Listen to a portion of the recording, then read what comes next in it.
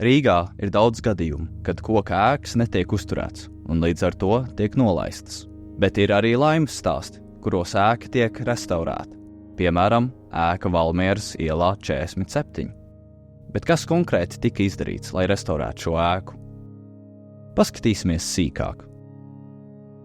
Šis ir ēkas ārsienu konstrukcijas griezums.